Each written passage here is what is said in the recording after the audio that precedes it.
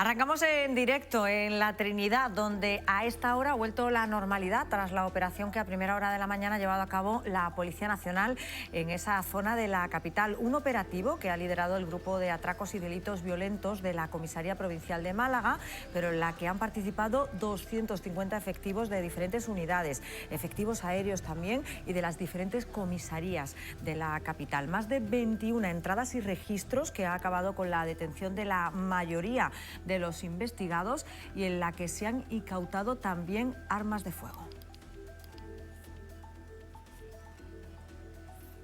Buenos días, es martes, es 28 de abril, una operación que continúa bajo secreto judicial y de la que le vamos a contar todo lo que sabemos hasta ahora. Así, con esa imagen arranca Málaga aquí ahora.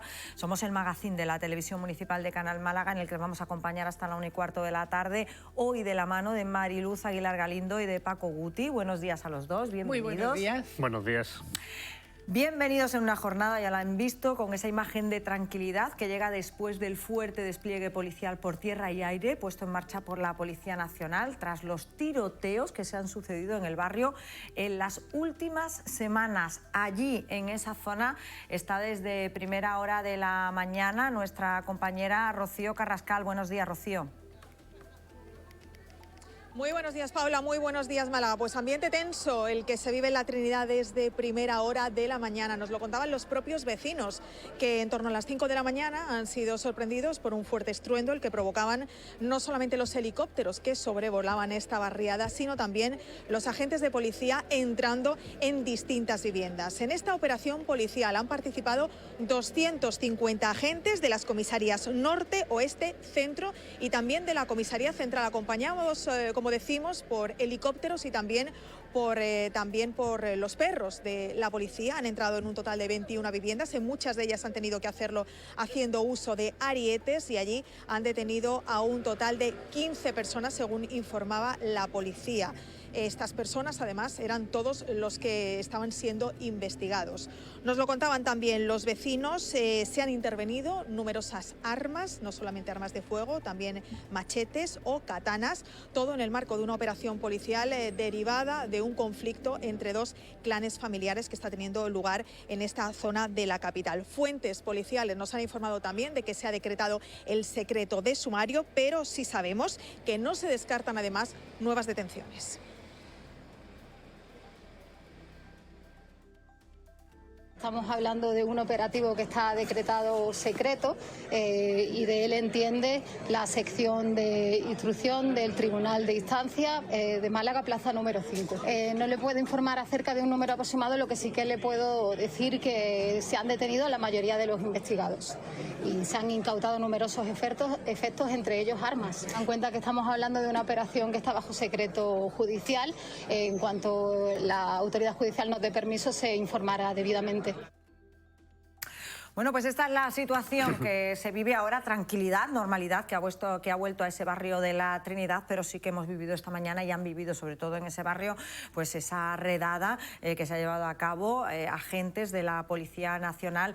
Todo ello además viene por el enfrentamiento entre dos clanes que en las últimas semanas además nos había dejado diferentes tiroteos, ¿no?, en esa zona. Que afortunadamente no se han saldado con ningún herido, pero que sí generan, como es lógico, y levantan la liebre ya para que las fuerzas de seguridad pues intervengan cuando ven que la situación puede ir incluso a más, ¿no? Claro. Aquí lo preocupante, sobre todo, entre otras lecturas que se pueden hacer, pero preocupante sobre todo para los vecinos que viven su vida con la mayor honestidad y la mayor, claro, y que están lejos de todo, pero que sufren las consecuencias de estar viviendo pues en un núcleo que pudiéramos definir como caliente en este sentido, donde se producen pues estos enfrentamientos que siempre tienen su origen en trapicheos de drogas, en fin.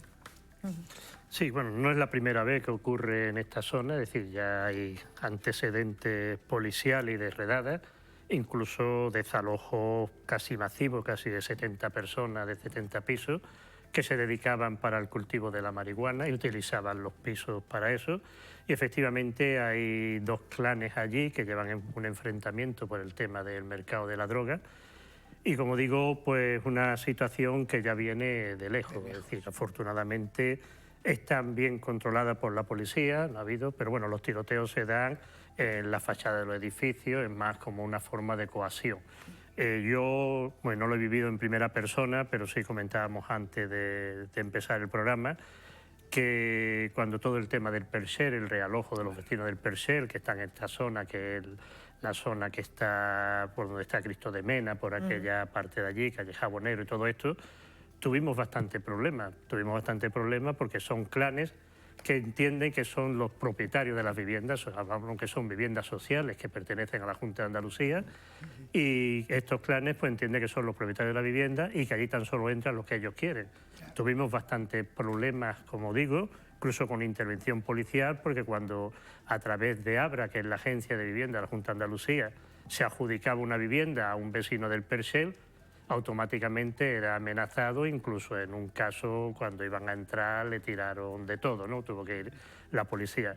Yo creo que todo esto, tanto las detenciones que hubo en su momento como las que está habiendo ahora, pues tienen que contribuir a que ese barrio, que es un barrio de personas normales, personas trabajadoras, personas humildes, pues recuperen la normalidad y dejen de ser el coto de las mafias estas, de estas dos familias, que además, yo lo decía también antes, es decir, son dos familias que están plenamente identificadas, es decir, que las administraciones saben quiénes son, saben quiénes son. ¿No? Es verdad que hasta que ha habido detenidos, claro, y se ha detenido a las personas. Hasta que no un delito y no hay una claridad fehaciente de que hay un delito, no puede intervenir la policía, pero saben perfectamente quiénes son.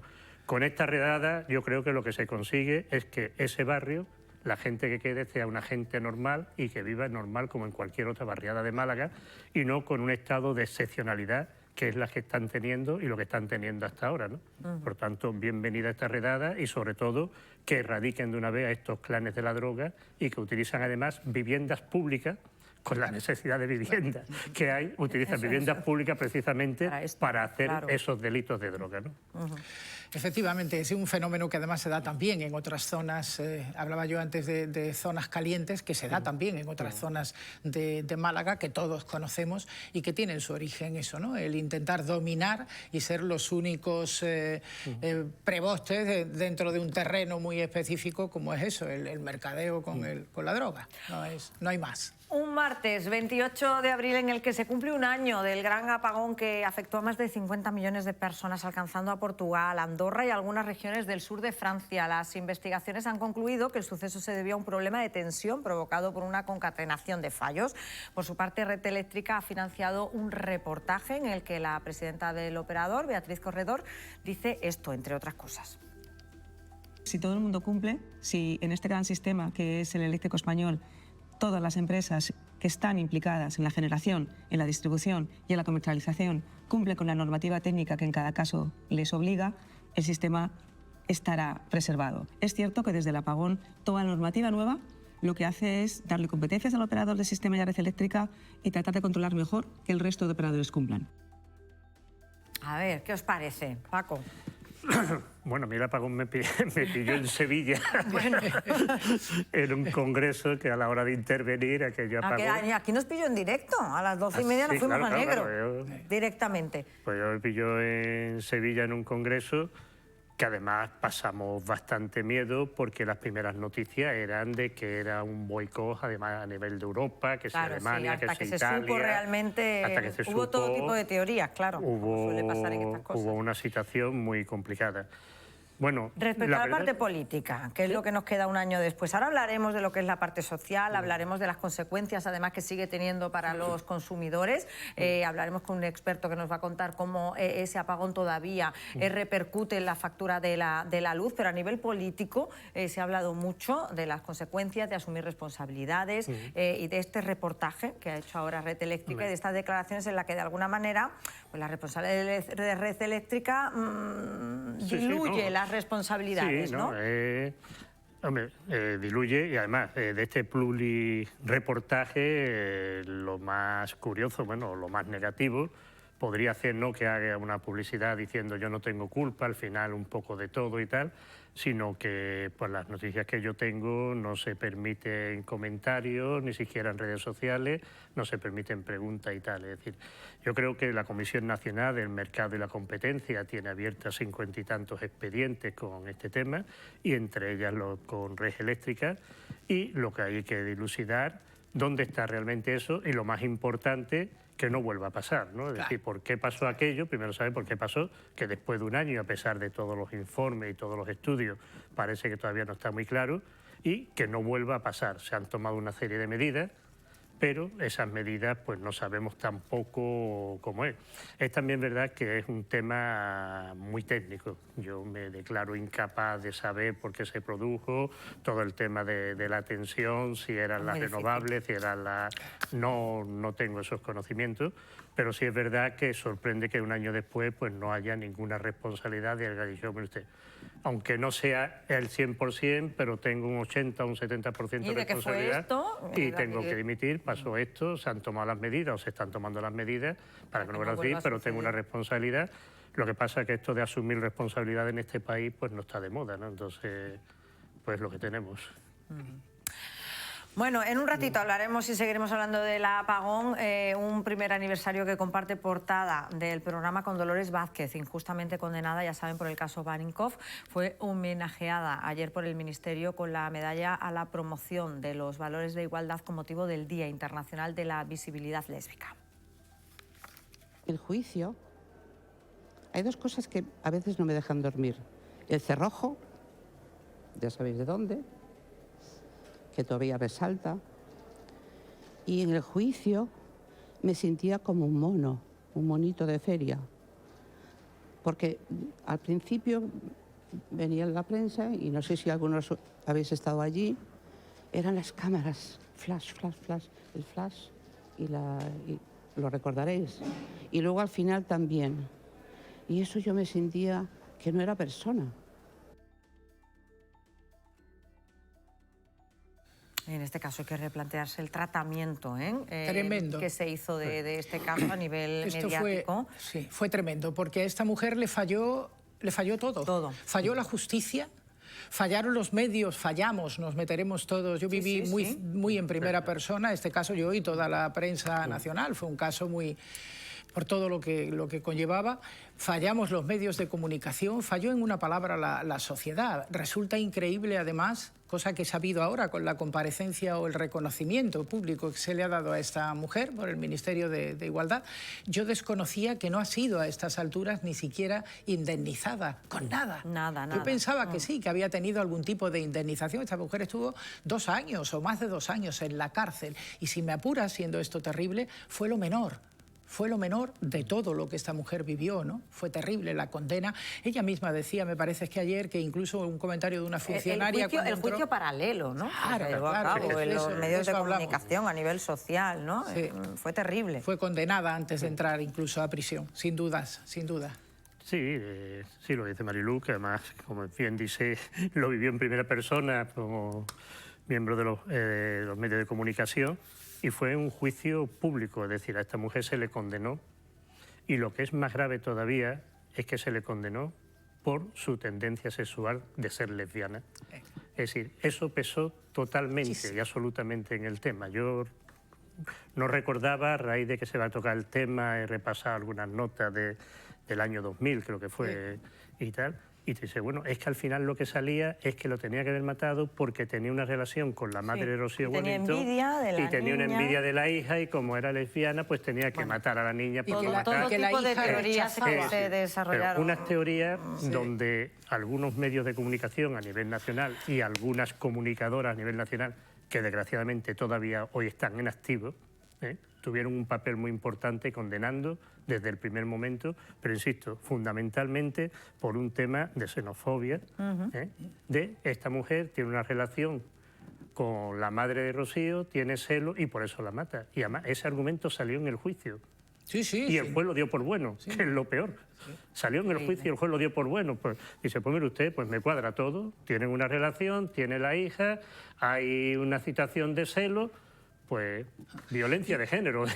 La condenaron por violencia de género por ser lesbiana y tener una relación que después no sé si la tendría o no la tendría. Ella dice que no, pero me da igual, la tuviera o no la tuviera. Al final no era... Y como decía yo hace un momentito, y todo ese escarnio público, ese sufrimiento, esa privación de la libertad, ¿no merece un reconocimiento, una compensación? Económica no la merece. Teóricamente, cuando tú eres condenado y después se demuestra que es una condena injusta, tienes una reparación moral, que la reparación moral es nada, y una reparación económica. Lo que pasa es que esta reparación económica tiene tantos trámites y tantas dificultades que prácticamente nunca se llega a producir, ¿no? Yo espero que a raíz de este reconocimiento, pues por lo menos esa compensación económica, porque es que por lo que ella ha manifestado lo que tiene es una ayuda pública, me imagino que el ingreso mínimo vital o algo así, 500 o 600 euros, y no tiene absolutamente nada más, porque esta mujer a raíz de la cárcel tuvo que dejar toda su actividad y tuvo que dejar todo su medio de vida, ¿no? Entonces yo espero que a raíz de aquí por lo menos esa compensación económica, pero insisto, esa enseñanza de que públicamente ya se condene a una persona y sobre todo por su tendencia sexual es algo inadmisible. Terrible, pero terrible. Desgraciadamente todavía estamos en esta página. En algunos Fíjate casos. que yo iba a decir, quiero pensar que ya no estamos, en eso, ¿no? Paula, quiero pensar. Tú eres una mujer de buena voluntad. No, y yo también, yo quiero pensar también pensar eso. que hemos aprendido. Yo siempre quiero pensar que aprendemos, Sí, ¿no? sí. Que aprendemos de los Sí, sería errores lo que se han lógico, cometido, que claro. lo asumimos y que intentamos mejorar, ¿no? Y actuar de otra manera. Quiero pensarlo, por lo menos por parte de los medios de comunicación, ¿no? Que ahí sí que podemos aportar, por lo menos nosotros, en nuestra pequeña medida, ¿no? Pequeña o mucha medida. Bueno, asuntos que completamos, que es tardísimo ya, con otras imágenes en directo que hoy protagonizan, lo están viendo, esa operación que ha llevado a cabo la Policía Nacional en la Trinidad a raíz de los tiroteos que se han producido durante las últimas semanas y que nos llevamos a multipantalla. Tenemos también a Lara Hernández, que está esta mañana con la consejera de Empleo, Empresa y Trabajo Autónomo, con Rocío Blanco, que está en la inauguración de la Asamblea General Anual de la Confederación Empresarial Española de la Economía Social. Marcos Urbano está con Vox Málaga. Antonio Alcázar, que es portavoz de la formación en el Ayuntamiento, ha dado a conocer una iniciativa que nos cuenta en un minuto. Y la última de las historias tiene que ver hoy con el Día de la Seguridad y la Salud en el Trabajo, que los sindicatos celebran con una concentración a las 12 de la mañana para recordar a los 3 trabajadores fallecidos, muertos este año en Málaga, en la provincia de Málaga. Más allá de estas imágenes en directo, hoy hablamos de las carreras ilegales. Fíjense, un fenómeno que analizamos con la policía local a raíz de este vídeo que están viendo, que conocíamos la semana pasada, una operación que acabó con 13 conductores multados y un accidente incluido. En fin, en un ratito hablamos de este asunto. Y lejos de bajar el precio de la vivienda, pues este sigue subiendo. Y fíjense, según un informe de Gesbalt, en este comienzo del año 2026 ha subido el precio de la vivienda un 16%, la mayor subida del precio de la vivienda en los últimos 3 años. Un dato que analizamos hoy con el portavoz de Idealista del portal inmobiliario, con Carlos Rueda. Un asunto, la vivienda y el problema de la vivienda, que para algunos trabajadores se convierte en un auténtico drama. Es el caso de Carmen Osuna, es auxiliar de enfermería, es de Granada, consiguió trabajo en el Hospital Costa del Sol de Marbella, pero no casa. Durante 4 meses ha estado viviendo en su coche, aparcada en la puerta del hospital, y hoy nos va a contar los detalles. Una historia que hila con el dato que lo extraemos de un estudio de la Universidad Politécnica de Madrid, que revela que Málaga es la única gran ciudad donde más de la mitad de sus vecinos viven en zonas con carencias de renta, empleo y formación. O lo que es lo mismo, el 57% de la población vive en barrios vulnerables. Es el dato del día. Y hoy la consejera de Empleo, Empresa y Trabajo Autónomo, Rocío Blanco, participa en la inauguración de la Asamblea General Anual de la Confederación Empresarial Española de la Economía Social. Con ella está Lara Hernández. Buenos días. Buenos días, Paula. Sí, la consejera ha acudido porque los 34 socios que conforman la Confederación Empresarial Española de la Economía Social se reúne aquí en Málaga para celebrar su asamblea general. Llega en un encuentro en un momento en el que el sector, en palabras del presidente de CEPES, Juan Antonio Pedreño, llega en un momento de fortaleza, ha dicho. Se celebra por primera vez en Málaga, están ya desarrollándolo en el interior del auditorio del Museo Picasso Málaga y se celebra aquí en Andalucía, y no es casualidad porque nuestra región es uno de los grandes corazones de la economía social a nivel nacional. En Andalucía, nuestra región supone más de 200.000 empleos, también cuenta con 11.300 entidades, factura 23.000 millones de euros, lo que representa un 14% del PIB de la región. El gobierno andaluz ha venido a apoyar al sector. En representación ha venido la consejera de Empleo, Rocío Blanco, quien ha destacado que tienen un peso en la economía social en nuestra economía, y también ha destacado que es una forma de hacer empresa en la que no solo se pone el foco en el beneficio económico, sino que también se pone en el centro a las personas. Muchas gracias, Lara. Y fíjense que un año después del gran apagón hablamos de las consecuencias que todavía tenemos en nuestra factura de la luz. Lo haremos con Manuel Palacín, que es cofundador de la plataforma Zonox. Será en un ratito. Antes les cuento que el portavoz de Vox en el Ayuntamiento de Málaga, Antonio Alcázar, ha ofrecido una rueda de prensa de la que nos cuenta más detalles Marcos Urbano. Buenos días. Buenos días, Paula. El Grupo Municipal Vox ha presentado una iniciativa para revertir décadas de abandono, ha dicho, del PP en Palma Palmilla. El portavoz del partido, Antonio Alcázar, ha denunciado las malas políticas públicas que atraviesa este barrio. Ha dicho que ocasiona problemas de convivencia, de seguridad e incluso de conservación de los edificios. Muchos de ellos, ha señalado, son viviendas de protección oficial. Además, la iniciativa plantea reforzar la seguridad, rehabilitar viviendas y priorizar a los vecinos en las políticas públicas. Bueno, pues una noticia que le van a ampliar nuestros compañeros de informativos a las 2 y a las 6 de la tarde. Gracias, Marcos. Les cuento ahora que la reciente muerte de una niña de 5 años en Málaga por meningitis ha vuelto a encender las alarmas sobre una enfermedad poco frecuente pero muy agresiva. Un caso que además reabre el debate sobre la prevención y las vacunas, ya que la menor estaba correctamente vacunada según el calendario oficial. Hoy hablamos de ese asunto con la presidenta de la Asociación Española contra la Meningitis, Cristina Reojo. Y tenemos hoy nuestra sección que realizamos una vez al mes con la Academia Gastronómica de Málaga. Visitaremos el Café Central de la Malagueta con Rocío Carrascal. Asuntos que les contamos hasta la 1:15 y que completamos a esta hora con las portadas de los diferentes periódicos locales que tenemos ya a esta hora. Y fíjense, porque nuestros compañeros de Diario Sur hacen referencia a una entrevista que han realizado al alcalde de la ciudad, a Francisco de la Torre, y también ocupa parte de la portada esa operación policial de la Policía Nacional en la Trinidad.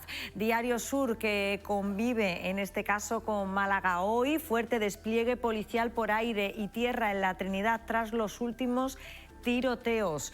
Es la noticia de portada de los compañeros de Málaga hoy y que convive también con la opinión de Málaga. El arranque de 2026 prolonga la espiral alcista de la vivienda en Málaga. Así es la subida en compra y alquiler. Pues ya lo están viendo, una noticia, la del precio de la vivienda, de la que vamos a hablar en un minuto. Y El Español de Málaga, gran despliegue policial con helicópteros en la Trinidad tras una ola de tiroteos. Pues son las portadas que completamos a esta hora con la previsión del tiempo. Intervalos de cielos muy nubosos, con chubascos ocasionales que durante la tarde pueden ir acompañados de tormentas en el interior, nubes bajas durante la primera mitad del día y polvo en suspensión, pudiendo producirse, ya saben, depósitos de barro. Temperaturas, pues que en la capital van a oscilar entre una mínima de 17 y una máxima de 23 grados. Vientos flojos y variables.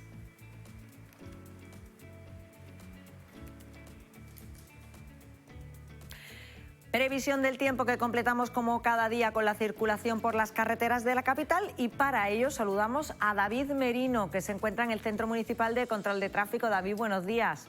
Hola, buenos días. ¿Cómo se circula a esta hora por las carreteras de la capital?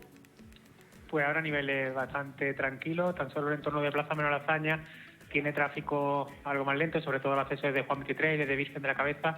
En el resto de las vías, tráfico sin problemas, como siempre, puede recomendar el uso del transporte público. Pues muchísimas gracias, David. De nada, hasta luego. Pues tiempo y tráfico que como cada día nos sirve para ir a la entrevista. Hoy recibimos a Carlos Rueda, que es director de la zona sur del portal inmobiliario de Lidialista. Carlos, bienvenido. Muchas gracias. Y además nuestro experto de cabecera, diría yo, Carlos, para hablar de vivienda.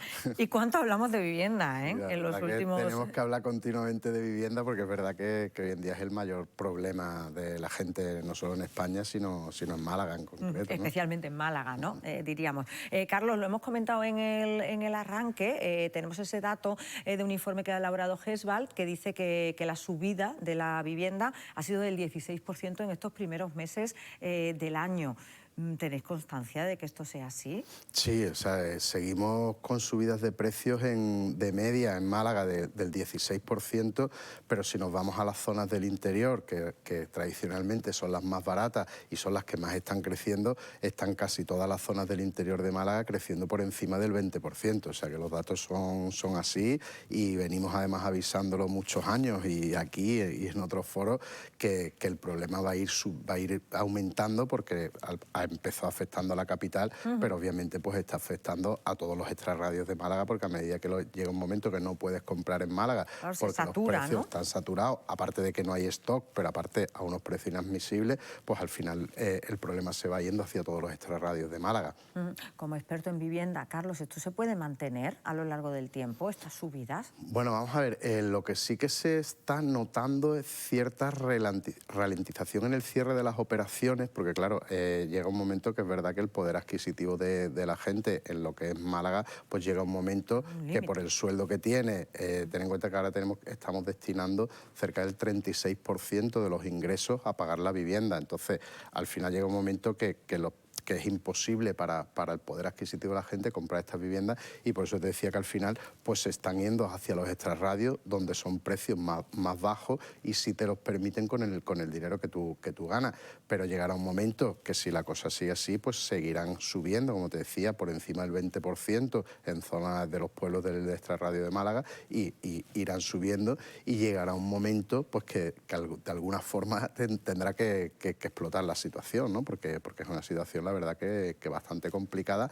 especialmente para la gente joven, porque aquí la mayoría de la gente en Málaga, a partir de en torno a los 55 en adelante, pues la mayoría ya tienen su vivienda, pero el problema es dramático en la gente joven que quiere independizarse, que quiere empezar, que están empezando su carrera profesional y para que te hagas una idea, estamos hablando de que en Málaga tienes que tener del orden de los 100.000 euros ahorrados para poder acceder a una vivienda a los precios que tenemos.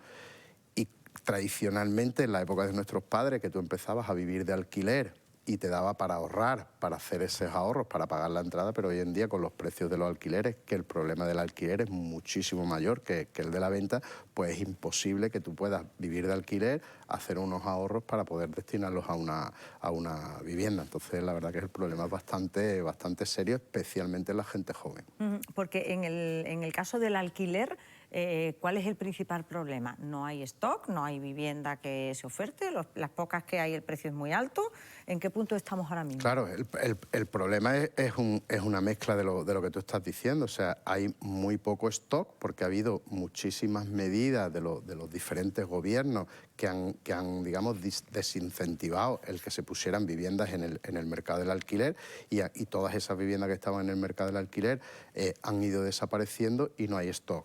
Unido a una fuerte demanda que además en el caso de Málaga en particular, en el alquiler, el 23% de la demanda son extranjeros, que son gente que vienen con muchísimo más poder adquisitivo con nosotros, entonces si juntan muchísima demanda y muy poco alquiler, pues los precios en Málaga están disparados. Hoy es muy complicado encontrar una vivienda en Málaga de alquiler en cualquiera de los barrios de Málaga por debajo de los 1.000 euros, entonces es una cifra que es alarmante, pues especialmente, como te decía, para la gente joven. Entonces es un problema de que hay muy poco stock. En España se dejó de construir tras el boom de la construcción de los años 2007, se dejó por completo por construir y el problema es que no hay stock. Pero además tenemos un problema añadido. Los datos del INE nos dicen que se van a crear en Málaga 200.000 nuevos hogares de aquí a 2039, pero además casi el 80% de ellos en los primeros 5 o 6 años. Y ahora mismo en Málaga hay 7.770 y tantas viviendas visadas en construcción, con lo cual el problema que tenemos se va a acrecentar muchísimo con la ampliación de las familias que va a haber en Málaga y con lo poquísimo que se está construyendo. Entonces es un tema que por algún lado explotará, obviamente. Claro, porque desde tu punto de vista, Carlos, ¿qué se está haciendo? O sea, por parte de las administraciones nos dicen que están trabajando, que es un problema evidentemente que preocupa a la población, que preocupa mucho por ende a las administraciones públicas, pero de momento no hay ninguna solución que esté funcionando, ¿o sí? No, prácticamente en Málaga es verdad que está creciendo año tras año las viviendas que se están visando, pero a unos niveles tan pequeños que no solucionan el problema. Eso es como echar agua en un río, ¿no? Realmente no hay medidas que de verdad drásticamente estén afectando, porque lo que necesita España es construir masivamente viviendas para que se absorba toda la demanda que hay. Tú hablas con cualquier promotor, el otro día cenaba yo con unos promotores, y un promotor coge un suelo, lo que cuesta el suelo, el planteamiento a 3 años, 4 años que tiene que hacer de burocracia, de tal, hasta que esté construida, los costes de construcción, etcétera, y no le dan los números. O sea, los promotores hoy en día que están deseosos por construir y tal, y no le dan los números. Entonces, hay muchísimas medidas que se podría tomar desde el ámbito público, como es, pues yo qué sé, temas de impuestos, facilitarle los impuestos a todo el que se dedica a construcción, construir viviendas destinadas al alquiler, darle al promotor toda esa exención de impuestos y darle una serie de años para que exploten en alquiler esas viviendas, y al cabo de esos años, 15, 20 años, que esas viviendas pasen a manos de los ayuntamientos y se queden ya como parque de viviendas. Eso se hizo en Viena hace muchísimos años, y el Ayuntamiento de Viena tiene hoy en día cerca de 120.000 viviendas que gestiona el Ayuntamiento. Entonces, al final es analizar el problema, por qué no se construye, porque el suelo es carísimo, pues libera suelo, recalifica suelo. Y luego en Málaga, yo lo hemos comentado ya alguna vez, en Málaga tenemos un problema añadido que es el de los transportes, porque yo lo digo mucho, que en Málaga no hay un problema de vivienda, sino que hay un problema de transporte, porque nosotros tenemos toda la vega que se podría hacer allí. Allí hay millones de metros de suelo que se podría construir muy barato, porque el suelo allí es barato, recalificándolo, todo el terreno agrícola que hay, que está inservible, se recalifica y se podría construir mucho, pero claro, estarías hablando de que tardas 1 hora, 1 hora y media en venir a Málaga a tu trabajo. Entonces, acompañado a todas las medidas para fomentar la construcción, que es lo que haría que absorbiese la demanda, en Málaga necesitamos transporte para que se pueda crecer la ciudad hacia los sitios donde hay suelo, porque para el mar no podemos crecer y para la montaña tampoco, pues hacia donde necesitamos tenemos que tener medios de transporte. Madrid, Barcelona. Madrid, por ejemplo, tiene muchísima gente que trabaja en Madrid, viven en Guadalajara, viven en Toledo, viven en Parla, pero tardan 25 o 30 minutos en llegar a la ciudad. Y aquí en Málaga el problema es que tenemos un embudo de tráfico y un cercanía, el que va para la zona de Guadalhorce, que eso pasa cuando quiere y como puede, entonces impide que la ciudad crezca hacia allí. Claro, y ese es otro hándicap que tenemos que superar, ¿no? Unido al que tenemos. Hacías referencia a los extranjeros que quieren también alquilar vivienda. En el caso de la venta, ¿qué tanto por ciento de extranjeros son los que compran realmente casas aquí en Málaga o interesados en comprar una casa? En Málaga estamos ya rozando el 46% de las compraventas la están haciendo extranjeros. O sea, el turismo residencial, o sea, el extranjero tradicionalmente cuando viene a Málaga, bueno, y todos recordamos que el extranjero solo compraba en la Costa del Sol, pero desde el auge de Málaga pues ya están comprando en la capital. Entonces el extranjero tradicionalmente viene, conoce la ciudad, decide mudarse a Málaga y lo primero que hace es vivir de alquiler un tiempo para conocer las zonas, para conocer el entorno, ver dónde realmente luego quieren comprar y luego compran. Y estamos ya rozando en la capital el 46% de compraventas por parte de extranjeros. Y extranjeros, como decíamos antes, que vienen con un poder adquisitivo que, pese que es verdad que Málaga, el modelo de ciudad ha crecido muchísimo y los sueldos en Málaga, porque se están instalando tecnológicas, y hoy en día es verdad que un ingeniero en Málaga no podía trabajar, y hoy en día pues sí tienen trabajo nuestros ingenieros, pero el sueldo medio en Málaga no ha llegado a crecer, está rozando el 15%. Entonces, y esta gente vienen con salarios del norte de Europa, de Centro Europa, con salarios 3, 4 y 5 veces más grandes que los nuestros. Entonces, eso es lo que hace también que la presión de los precios suban. Pero vamos, yo te digo, estamos rozando el 46% de compraventas por parte de extranjeros. ¿Y la nacionalidad? ¿Se sabe? Principalmente todo nórdico, alemanes e ingleses. O sea, el grueso de lo que están comprando, luego hay muchas nacionalidades, pero el grueso de la demanda son ingleses, alemanes y toda la gente del norte de Europa. Se podría decir que realmente no es un fenómeno nuevo, lo que pasa es que antes afectaba más a la costa, ¿no? A los municipios de costa, Marbella, claro. Mijas, y ahora se ha trasladado a Málaga y capital. afectaba además a la segunda residencia, porque es verdad que en la Costa del Sol tradicionalmente los extranjeros no compraban en los núcleos urbanos. O sea, en la Marbella dorada, lo que es el pueblo de Marbella, no compraban los extranjeros, allí vivía el marbellí. Los extranjeros compraban en las urbanizaciones, digamos, exclusivamente de segunda residencia. Torremolinos, Fuengirola, ocurría lo mismo. Pero aquí en Málaga el tema es que hemos hecho una ciudad maravillosa, porque es verdad que yo personalmente estoy encantado con el modelo de ciudad que hemos hecho, pero claro, compran en la ciudad. Entonces eso afecta contra todos los vecinos. Y volvemos a lo mismo, muchas veces se habla o se piensa el extranjero que es el millonario que viene, no, pero vienen extranjeros con muchísimo dinero que están comprando pisos en Málaga de 1 millón de euros, 1,5 millones, 2 millones de euros, pero luego vienen extranjeros de clase media, que todo esto además desde la pandemia explotó la demanda del teletrabajo y de gente que se pudo venir a teletrabajar desde Málaga, y vienen extranjeros de no tanto poder adquisitivo como los grandes millonarios que compran pues en los barrios de Málaga. Entonces, al final eso hace que todos los precios de la ciudad suban. Con estos precios, ¿qué es mejor, comprar o alquilar a día de hoy? Bueno, si se puede, o sea, el comprar o alquilar financieramente tiene muchas lecturas, ¿no? Depende de lo que, digamos, del dinero que tú tengas y de a lo que lo quieras dedicar. Pues si lo quieres dedicar a ganarle dinero, hoy en día es mejor invertir en otras cosas que no sean en vivienda. Ahora, si tú lo que quieres tener es tu hogar, porque sabes que vas a estar en Málaga y sabes que no te vas a mudar de Málaga, pues obviamente si puedes comprar, es mejor comprar, porque al final es una inversión que a largo plazo, pese a que lo que pasó en la crisis, que el precio se derrumbó, a largo plazo siempre la vivienda es un bien que sube, con lo cual, tal.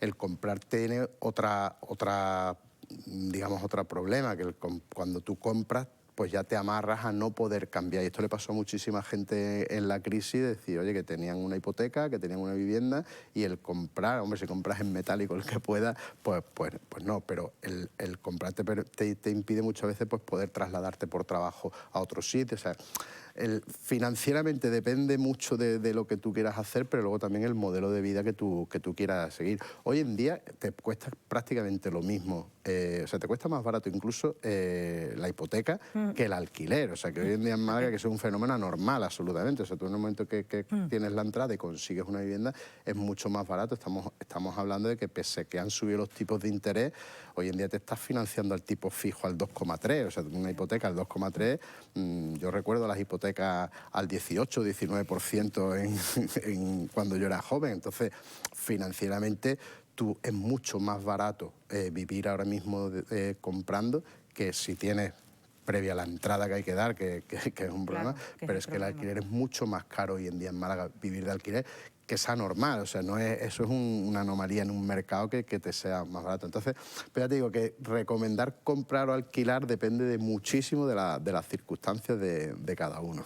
Claro, bueno, y se encuentran, ¿no? Al final. No, productos hay, o sea, productos, pese a que el stock en Málaga se ha reducido un 1% en el último año. Tenemos ahora mismo solo el 9% de todo el parque construido disponible para vender, pero bueno, estos continuamente salen viviendas a la venta y se venden. O sea, estos hay. El problema es que te dé el dinero para pagar el precio que vale. Teniendo en cuenta la realidad que tenemos, decías tú hace un ratito, llegará un momento que pues esto tendrá que explotar por algún sitio. Es decir, ¿qué va a pasar con la vivienda? Hombre, yo con no la lo sé. perspectiva que tenemos de que cada vez se va a incorporar más gente la que necesita. perspectiva, lo que te decía, o sea, la perspectiva, si no hay una crisis económica muy gorda, que Dios no lo quiera, pero si no hay una crisis económica que hiciera que la gente no pudiera pagar las hipotecas o que no se pudiera, porque aquí hay otro tema que afecta muchísimo, es que ahora mismo los bancos están dando dinero sin ningún tipo de, ¿verdad? con unos límites que marca el Banco de España y con mucha seguridad, o sea, no se está dando hipotecas como en la burbuja, pero que los bancos ahora mismo están dando muchas facilidades para conseguir hipotecas. Y como te decía, a un tipo de interés, 2,3% fijo, que no es nada caro. Hombre, si hubiera una crisis económica que los bancos tuvieran que cerrar el grifo porque vieran previsiones o que subieran los impagados y demás, pues ahí sí que podría empezar a generarse ciertos stocks de vivienda que empiezan a no venderse y haría que los precios volvieran a bajar.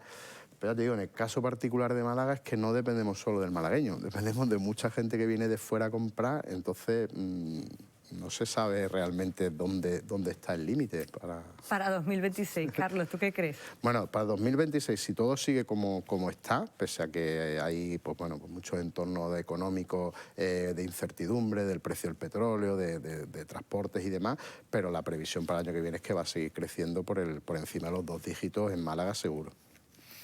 Bueno, pues no es buena perspectiva. No lo es. Sobre todo para los que tienen que comprar vivienda. Carlos Rueda, muchísimas... Ay, te iba yo a preguntar por la prórroga de los alquileres también. Se lleva hoy al Congreso, parece que no va a salir, no sé si ya lo han votado, pero todo dice que no va a salir adelante, y esto también va a poner en una situación complicada a muchos malagueños. Bueno, claro, va a poner complicado a muchos malagueños que tienen que renovar sus contratos ahora, pero todas estas políticas que inciden en ponérselo complicado a los propietarios de vivienda, a largo plazo es peor para la gente. Y tenemos el ejemplo claro de Barcelona, donde Barcelona ha desaparecido absolutamente todo el stock de vivienda. Entonces, este tipo de medidas políticas que lo que hacen es ir contra el propietario, que es el que puede poner la solución, porque en España sigue habiendo miles y miles y miles de viviendas vacías, que la gente no las pone en el mercado de alquiler porque le da miedo, por todas las cosas que todos sabemos que te pueden pasar, y entonces muchas de ellas nosotros lo vemos en idealista. Cada vez que hay una medida política que se aprueba en el Congreso de este tipo, vemos como viviendas del parque, o sea, viviendas que están publicadas en alquiler, se traspasan directamente a la venta y desaparecen del mercado. Entonces, para el que renueve ahora sería bueno esa medida de si le tengo que renovar, pero a largo plazo todas las políticas que se han puesto en contra de los propietarios, de ponerle dificultades al propietario, todas han demostrado que son negativas para el mercado porque lo que hacen es desaparecer. Al final, el que tiene viviendas o el que tiene dinero lo invierte donde cree que va a tener una rentabilidad y una tranquilidad. Si le pones pega o le pones problemas al propietario que tiene vivienda o al que estaría dispuesto a invertir en viviendas para ponerla en el parque de alquiler, porque hay muchísima gente que estaría dispuesta a invertir su dinero para poner una vivienda en el mercado del alquiler y solucionar el problema. Pero ante las cientos de cosas que te pueden pasar, pues ¿qué hacen? Pues lo invierten en cualquier otra cosa. Entonces, estas medidas, para el que le toca en ese momento, y además son medidas muy populistas, que es verdad que le puede venir bien al que renueva, pero a largo plazo lo que hace es destruir todo el stock de alquiler y a largo plazo pues está dejándole el problema a los demás. Y además que está demostrado, en Francia se hizo, en Berlín se hizo, en Barcelona se ha hecho, y en todo donde se ha puesto este tipo de políticas, que son políticas populistas, ha desaparecido por completo del stock de alquiler y han tenido que quitar las leyes. Si te vas al otro extremo, en Argentina, nos guste o no nos guste más Milei, pero que hizo todo lo contrario, destruyó toda la política que había en contra del alquiler y el stock ha subido un 25%, subió en un año y está prácticamente solucionado el problema del alquiler allí. Tendrán otros problemas con Milei, pero ese lo han arreglado. Bueno, pues a ver si toman nota a las personas que toman las decisiones, ¿no? Y que están en cargos de responsabilidad. Carlos Rueda, muchísimas gracias, por habernos acompañado esta mañana. El sector de la vivienda del que vamos a hablar, yo sabía que a Paco Guti no le iba a gustar, digo, lo estoy escuchando, ya te estaba escuchando allí. No he hablado. No, pero te digo, yo no le va a gustar, digo, esto no le va a gustar. A ver, Paco. No es que me guste, es decir, bueno, evidentemente lo de Argentina, Barcelona y tal, no coincido con Carlos, sí, te tienes que ir, pero bueno, yo creo que... yo no mando aquí. Digo, no coincido porque creo que no son... Los datos que yo tengo no son los que él ha planteado. Es decir, básicamente... El tema sí, lo de Argentina, bueno, la situación y la crisis económica de Argentina, sí que se ha solucionado el problema de vivienda, me parece una barbarie. Pero bueno, no tiene más historia.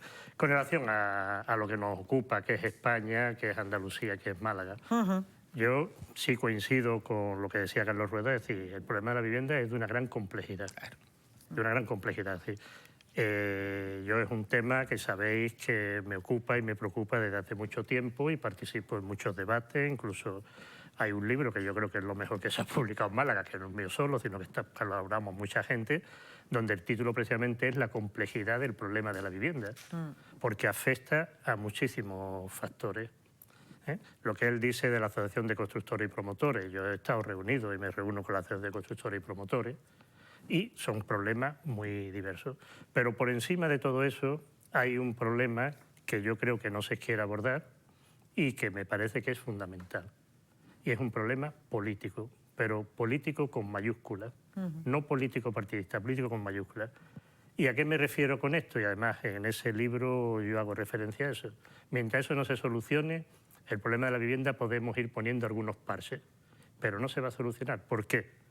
Porque en España tenemos un Estado autonómico donde tenemos un gobierno central con unas competencias que en el caso de vivienda están transferidas a las comunidades autónomas, el artículo 56 del Estatuto de Andalucía, las competencias en exclusividad de vivienda son de la Junta de Andalucía, las competencias urbanísticas son del Ayuntamiento, claro, y al final... y mientras que Gobierno Central, Junta de Andalucía, Ayuntamiento de Málaga no se pongan de acuerdo, este problema no tiene... O que exista una normativa... no, es que no puede existir normativa, es decir, no existe normativa. Es decir, mira, aquí se sacó una ley de vivienda del año 23, que no se ha aplicado. Se aprobó en el Congreso, la sacó el Gobierno Central, pero como esa ley la tiene que aplicar, en este caso la Junta de Andalucía, pues no le gusta o no le parece bien y no se aplica. ¿Qué es los temas? Pues yo creo que lo que tú decías, esto revienta. Yo me parece que aquí, mientras no haya una gran movilización social, la convoque, no sé quién la podrá convocar, pero mientras no haya una gran movilización social que obligue a que sea el Gobierno Central sea el que esté y las comunidades autónomas se pongan de acuerdo en un plan de vivienda, esto no tiene solución. Tiene solución por lo que se está haciendo en Málaga. Pues bueno, se pueden hacer 300 viviendas de VPO, que entre otras cosas, como el módulo ha subido, salen a 300.000 euros.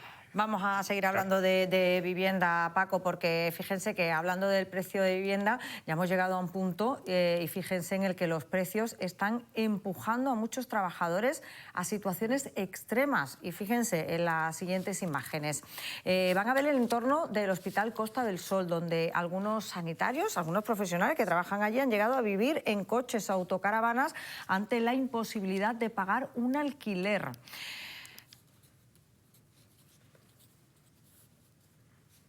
Bueno, pues es el caso de Carmen Osuna. Ella es auxiliar de enfermería, es de Granada y bueno, pues ha estado trabajando en Marbella y al final ha tenido que renunciar al contrato porque simplemente no podía permitirse vivir cerca de su puesto de trabajo. Carmen, bienvenida. Buenas tardes, muchas gracias por atendernos.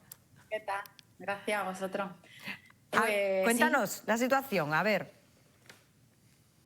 Pues sí, realmente yo he renunciado a trabajar allí. Nosotros como sanitarios necesitamos tener abiertos ciertos centros para poder tener mérito y puntuar y así poder llegar a estar más cerquita de casa. Entre ellos, pues el Costa es uno de los que tiene, esa es mi furgoneta, esa es mi ropa y así he estado durante 5 años, la que se ve en las imágenes.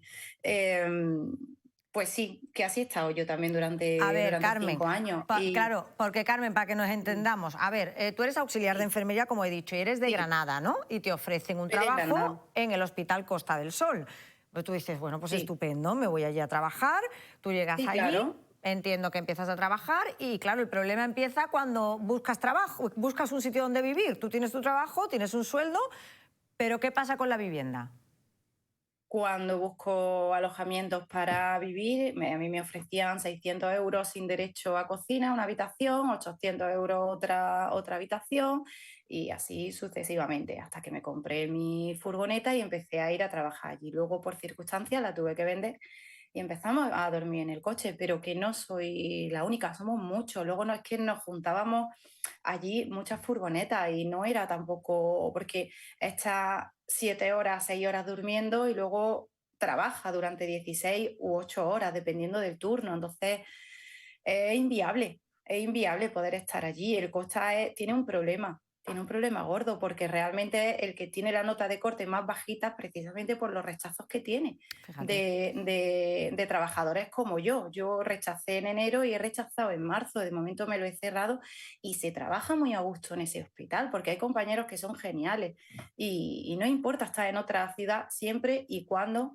la vivienda tenga un acceso que sea un poquito digno a nuestros sueldos y que no se nos vaya el dinero en gasolina y en alojamiento, porque realmente 800 euros por una habitación se están riendo de nosotros, realmente. 600 euros sin derecho a cocina, para mí fue un insulto cuando yo vi eso. Entonces, me parece indigno, me parece indigno. No Bueno, me parece aparte, 600 euros sin derecho a cocina. ¿Qué pasa? Que no podías entrar, o sea, te alquilaban solo la habitación y no podías entrar en la cocina de esa vivienda, entiendo. Pues, o sea, solo podías encerrarte no en la llegué habitación. No llegué nunca a preguntar no. por qué era esa la oferta, pero estaba la oferta puesta en un tablón del hospital y yo me parecía. No sé, Mariluz. Pues con lo cual la condicionaba también a comer en la calle, con lo cual Bueno, comería en el hospital la pobre, ¿no? Diría, aprovecharía y comería, digo yo, en la cafetería del hospital, claro, antes de irse al coche. No siempre se puede comer en el centro de trabajo, dependiendo de horarios, dependiendo... En cualquier caso, es decir, es casi esperpéntico, ¿no? Esa cláusula, ¿no? De no poder acceder a la cocina pagando además ese precio.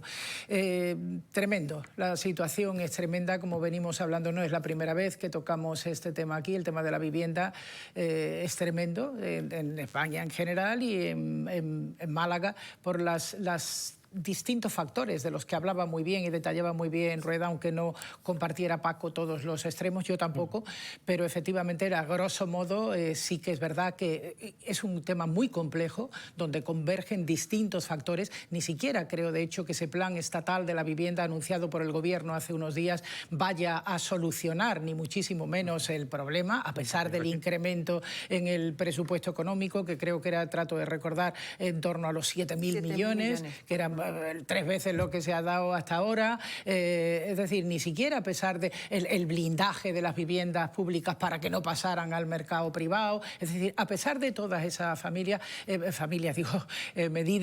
el tema es lo suficientemente complejo como para que no se puedan solventar, al menos de manera inmediata, en el mejor de los casos, a muy, muy largo plazo. Carmen, yo te quería preguntar, ¿el hospital conoce la situación que están viviendo algunos de sus trabajadores y que están pues viviendo en caravanas, en furgonetas, en los coches? Sí, claro, claro que se conoce porque esas imágenes son del mismo parking y realmente, como yo, éramos muchos. Bueno, éramos y yo ya no estoy, pero hay compañeros que siguen allí y realmente están allí, pues porque no tienen otro trabajo, o sea, no le han llamado a otro sitio. Y claro que se conoce, si aquello parece un camping, o sea, parece un lugar de camping. Algunos días es como, ¿dónde aparco? ¿Dónde aparco que no haya una autocaravana o una furgoneta? ¿O dónde hago esta noche para que si hay alguien durmiendo ahí no se le moleste? Entonces, claro que sí lo saben, se ha comunicado muchas veces, pero al final tampoco es un problema del hospital. El hospital, o sea, claro, realmente no es el hospital, claro. El hospital tampoco, también le han quitado el transporte desde Málaga hasta el hospital. O sea, es que ya hay compañeros que cómo van, págate una vivienda, págate un taxi ahora para ir hasta el hospital. Han quitado el transporte que va hasta el hospital. Entonces, se está complicando un poco el trabajar allí y realmente se trabaja bien en ese hospital. Paco, no, el problema de Carmen, desgraciadamente, es una de las derivadas del problema de la vivienda global que estamos hablando, que se está dando. Esto que está ocurriendo en Málaga está ocurriendo en el sector sanitario, está ocurriendo también en el sector de la educación. Y la hostelería y en también. La hostelería, claro. El empresario dice, es que no encontramos gente. Claro, es que venir para ganar 1.500, 1.600 euros y pagar 900 o 1.000 de alquiler... O 600 por una habitación solo, que a mí ya me ha encantado, sin cocina, que claro, no sé, a mí que me lo explique. Lo de sin cocina te ha dejado traumatizar. Bueno, es que no lo puedo entender. Claro, esto ya lleva ocurriendo tiempo en Mallorca, en Palma. Sí, están teniendo un problema serio de muchos profesionales. Yo tengo amigos míos profesionales que han aprobado posiciones, que le han dado el destino en Palma y han tenido que renunciar. o hacer lo que está haciendo Carmen, una autocaravana que además ahora el Ayuntamiento de Mallorca había un parking de autocaravana precisamente de trabajadores y lo han desmantelado porque decía que era ilegal y cosas de estas, ¿no? Entonces, claro, esto está repercutiendo pues en un problema muy serio y, como digo, no solamente en el sector sanitario, sino en el enseñanza y todo aquel que aprueba unas oposiciones y se quiere a trabajar a Málaga, pues tiene esa enorme dificultad, ¿no? Entonces, como digo, es otra derivada más del tema de la vivienda, que es el principal problema que tenemos hoy día y que esa complejidad que yo decía antes, o empezamos a movernos para decir vamos a ver qué pasa aquí o seguirá incrementándose con estas derivadas, con la de los jóvenes y con otras muchas cosas, ¿no? Carmen, muchísimas gracias por habernos atendido esta mañana. No sé si quieres añadir algo más. No, ya está, que os agradezco que le estéis dando voz a esto, porque lleva ya muchos años y es verdad que nos deja un poco indignadillos. Pues normal. Gracias. Pues normal. Muchísimas gracias, Carmen, por habernos atendido esta mañana y por contarnos, pues fíjense, la realidad de esta auxiliar de enfermería, que es de Granada, que encuentra trabajo en el Hospital Costa del Sol, pero no encuentra vivienda y al final ha tenido que renunciar a ese puesto de trabajo, pues así, como la vida misma. Además dice que no es único, ¿no? Que hay otros, esas fotos. No, es que hay ya parques, de es decir, las hay ya zonas de autocaravanas en centros de trabajo, zonas de autocaravana, donde muchos trabajadores están viviendo en autocaravana. Es decir, que el tema de Carmen no es el único que dice, bueno, estoy viviendo en una autocaravana. Sí, le pone nombre y apellido a una situación que están viviendo otros muchos trabajadores, como decías tú, no solo del sector sanitario, del sector educativo, del sector de la hostelería, todavía que nos lo han dicho en múltiples ocasiones, que al final... Con el tema de enseñanza, que además es un tema que está hablando hace poco él, Málaga era la provincia donde más, cuando tú estás en el tema de la bolsa de trabajo de enseñanza, Málaga era la provincia que más peticiones había de traslado a Málaga, de otras personas, de Granada, de Córdoba, de otros lugares de Andalucía, que querían venir a trabajar a Málaga. Pues ya se ha convertido casi en la última en petición, precisamente por eso, por el tema de la vivienda. Es decir, tú apruebas o sacas una plaza de enseñanza y vives en Granada, como es el caso de Carmen Sanidad, y te quiere venir a Málaga, y el problema es que a no ser que te manden a un pueblo de la serranía, a un pueblo por ahí perdido, como te manden en la costa, en Málaga capital, o todo lo que es el área metropolitana, no puedes, con el salario que ganas, que está en torno a 1.700, 1.600 euros, no puedes tener la vivienda, ¿no? Bueno, que se cumple un año del gran apagón el 28 de abril de 2025, cuando 36 millones de personas en España, Portugal, se quedaron sin luz en cuestión de segundos. Nos decía Paco que él estaba en Sevilla, en un congreso. Sevilla, en un congreso. Ahora sí, Paco, que te he cortado antes, me he quedado con la cosilla.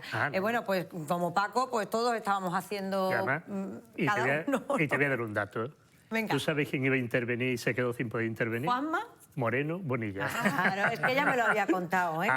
¿Te lo había contado de verdad? Ya me lo había contado, me lo había contado, pero fíjense que además aquí estamos haciendo un programa especial por el aniversario del alcalde, que llevaba 20 años, puede ser el alcalde que lleve 20 años o más, o 25 años, yo no me acuerdo, ¿no? 25 años llevaba el alcalde, y este era un programa especial, o sea, hace un año estamos haciendo un programa especial de los 25 años del alcalde de Málaga como alcalde, y nos fuimos a negro, que no pudimos hacer el programa, y allí se nos quedó, además, un poco sin saber, ¿no? Porque era un fallo sin precedentes que abrió además un intenso debate sobre la seguridad del sistema eléctrico y cuyas consecuencias seguimos pagando a través de la factura de la luz.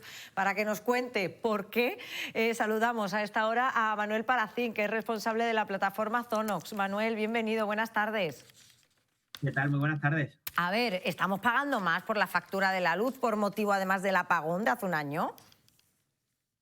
Efectivamente, hace un año nos quedamos a oscuras y Red Eléctrica desde entonces ha implementado unas medidas para que esto no vuelva a ocurrir.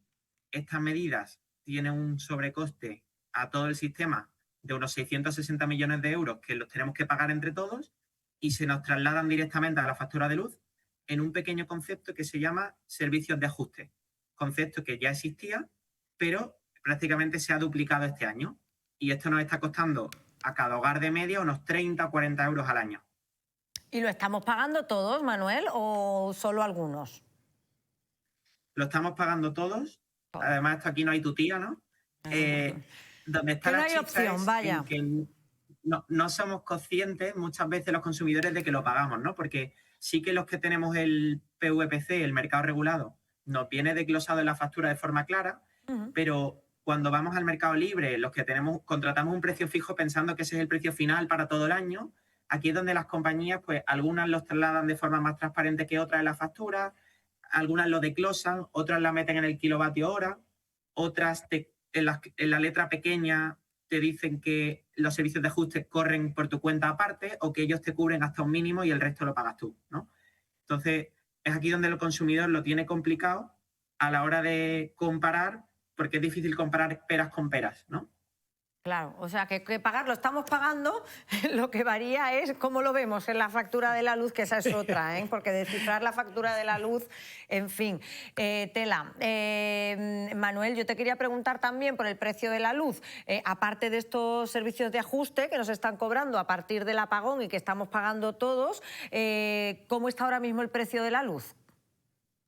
Vale, ahora mismo está controlado en medios bajos, ¿vale? Hemos vivido un mix de una ensalada de cosas, ¿no? De la guerra de Irán, que hubo un pico al principio por un miedo en los mercados, luego se ha estabilizado. También a nivel regulatorio ha habido muchos cambios, se ha reducido el IVA, se ha reducido el impuesto eléctrico para amortiguar la guerra de Irán, pero sí que es cierto que en términos de servicios de ajuste estamos en máximos, ¿no? Entonces, la lectura que hay que hacer aquí es que ya el 35% de la factura ya no es lo que gastamos en luz, sino impuestos y costes regulados. Bueno, al final... Sí, Manuel. Sí, Manuel. Sí, hola, Manuel, buenos días. Sí, yo muy buenas. No sé si es cierto, pero yo los datos que tengo con el Instituto Nacional de Estadística es que el precio kilovatio hora en España está en 58,65, mientras, por ejemplo, en Alemania e Italia están en 100 euros kilovatio hora. Y además que ahora, con la guerra de Irán, como tú bien decías, precisamente la apuesta de España por energías verdes, energías alternativas, eólicas, hídricas, etcétera, está haciendo que el coste del gas en España sea muy inferior al resto de otros países. Por tanto, yo creo que, como tú decías, el precio kilovatio hora de España está en el sector medio-bajo con relación a otros países competitivos, y esa apuesta por el mercado alternativo, por el mercado ecológico, podríamos decir, o verde, con carácter general, está haciendo que esta factura de la luz sea inferior en España que en otros países. No sé si coinciden tus datos con estos que yo te comento. Totalmente. La apuesta por las renovables ha sido positivo en términos de costes y de competitividad. ¿Qué nos falta? Nos falta adaptar la red a ello.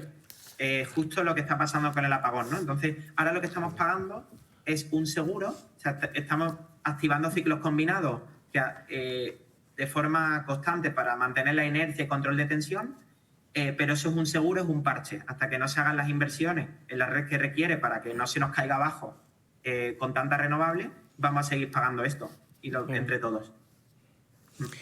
Bueno.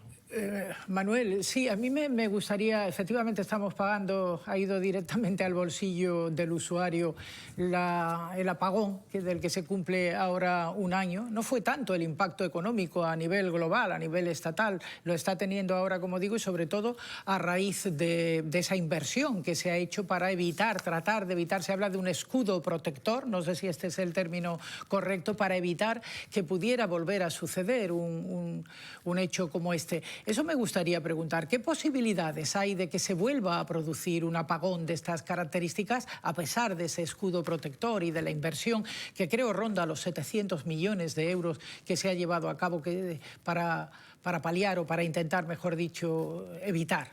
¿Qué posibilidades hay? Muy reducidas, realmente muy reducidas. Ya lo que ocurrió fue algo muy casual, que se dieron un cúmulo de circunstancias, y a raíz de lo que ha pasado y con la lección aprendida se han tomado medidas mucho más estrictas y muy rápidas. Así que ya sería muy difícil que vuelva a ocurrir algo parecido.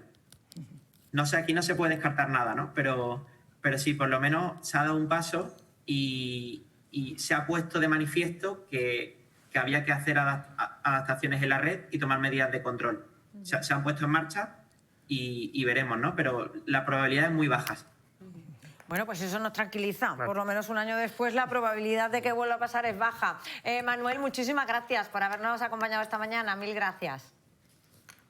Gracias a vosotros. Eso, decir que los consumidores tienen que estar ahora atentos a la hora de cuando reciban cartas de renovación. Sí.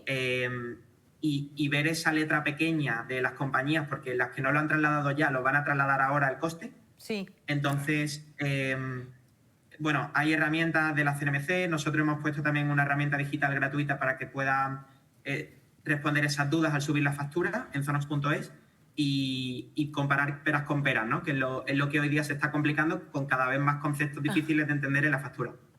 Bueno, pues para eso tenemos esta plataforma Zonox, para despejar todas nuestras dudas relacionadas con la factura de la luz. Manuel, muchas gracias, lo dicho. A vosotros, que tengáis muy buen día. Igualmente, Manuel, igualmente. Nos vamos ahora del apagón, del año del apagón, que nos lleva ahora a San Juan de Dios, donde, fíjense, han puesto en marcha una iniciativa que nos va a contar nuestra compañera Rocío Carrascal y que permite a 8 internos de allí de San Juan de Dios trabajar justamente eso, limpiando los vehículos de ese centro. Pero nos cuentan los detalles Rocío Carrascal. Hola de nuevo. Hola de nuevo, Paula. Pues fíjate, qué forma más práctica de aprender sobre todo trabajando. Esa es la idea que han tenido aquí en el centro de San Juan de Dios, que han puesto en marcha un taller específico de lavado de coches. Lo gestionan los propios usuarios y aquí aprenden, bueno, pues además de estas labores, aprenden también a desarrollarse de distintas formas y también obtienen un pequeño salario por ello. Limpian los coches de los trabajadores del centro y también los propios coches de aquí. No sabéis el éxito que están teniendo. Nos va a contar todo esto pues David Blanco. David es monitor, es uno de los encargados también de todo esto. David, muy buenos días. Buenos días, ¿qué tal? ¿Cómo surgió esta idea?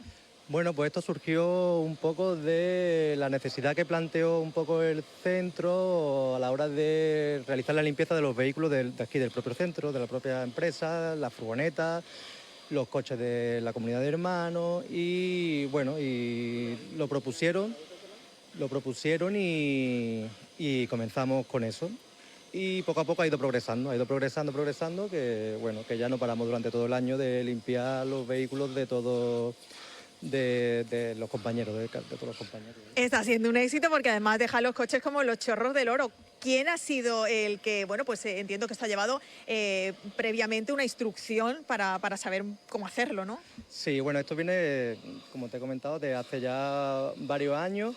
Y yo concretamente con ellos llevo unos 3 años, pero esto tiene un aprendizaje de varios años de otros compañeros que ya se han jubilado, ya no están con nosotros, y que ha sido el que realmente ha hecho andar el taller y la idea. Y bueno, sí necesitaron un poco cada uno de sacarle la cualidad que más tenía y llevarla y ejecutarla realizando una tarea. Ellos cada uno tienen su tarea, saben qué tarea tienen que realizar y acorde a sus cualidades. Supongo que sería una criba previa entre los usuarios de aquí del centro para ver quién podía participar en ese taller, ¿no? Sí, aquí somos, verdad que somos muchos, pero bueno, se hizo una selección muy exhaustiva también de los compañeros, de los usuarios. Se cogió un grupito de 7, son 5 chicos y 2 chicas. Y ellos desde hace ya varios años, muchos años, vienen ejecutando el programa con total autonomía. Supongo que más allá de aprender a lo que es lavar un coche, hay otros objetivos detrás, ¿no? Claro, aquí se trabaja mucho, sobre todo la responsabilidad del trabajo en equipo, la autonomía, sobre todo la autonomía, el darle a ellos venimos trabajando desde hace varios años una línea que es el empoderamiento de la persona con discapacidad. Entonces, que ellos tengan capacidad de decidir un poco, no solamente que pasen, no de ser una persona asistida, sino de ser una persona que decida sobre su día a día en todo. Y aquí se trabaja por todo un poco, el trabajo en equipo, la responsabilidad, la autonomía, un poco. Y además conlleva una remuneración económica, ¿no?, que tienen ellos. Sí, ellos cobran trimestralmente, y aparte toda la semana, bueno, aquí los compañeros, el que deja el coche normalmente deja propina.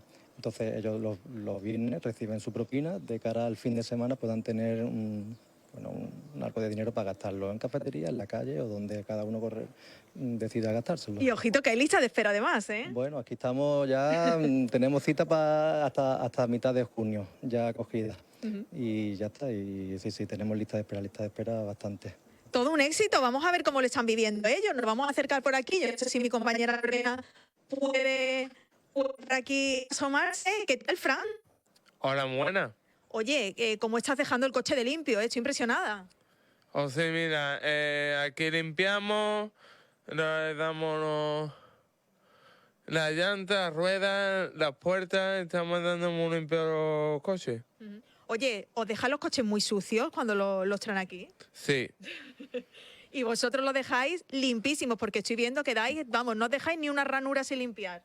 No, estamos aquí para ranura. Oye, ¿y te gusta a ti lo de limpiar coches? Sí. Pues mira, estupendo, pues ya lo saben ustedes. Mira qué maravilla, ¿eh? Y eso que el tiempo tampoco acompaña mucho. Pero el coche no puede quedar más limpio, pues ya lo saben, aquí en San Juan de Dios, los usuarios, esta actividad tan estupenda de la que se benefician, como decimos, los trabajadores del centro, pero que tenemos aquí unos limpiadores de coches totalmente profesionales.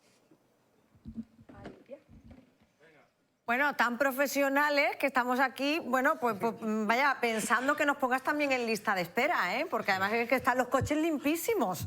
Oye, vaya invento, ¿eh? A mí me ha parecido una idea genial. Preciosa, además, no la conocía, me ha parecido una idea extraordinaria. Nos ha encantado. Cumple muchos aspectos, ¿verdad? Además, a ellos les sirve también para... De revulsivo, de incentivo. Y además, no sé, también es autoconfianza, ¿no? Claro. Cuando uno hace algo, ¿no? Oye, Sí. y ve que el coche le queda estupendamente y que lo consiguen. Oye, es una iniciativa preciosa. Hasta su incluso pequeña remuneración económica, claro, que es el reconocimiento al trabajo. Y que luego ¿no? pueden gastar allí también, en la cafetería. O sea, que me parece una iniciativa redonda. Nosotros vamos a seguir hablando de vehículos, pero no tiene nada que ver, ¿eh? No se hagan ilusiones, porque en este caso de unos vehículos, como les digo, que nada tienen que ver con estos que hemos visto en el directo. Vean estas imágenes.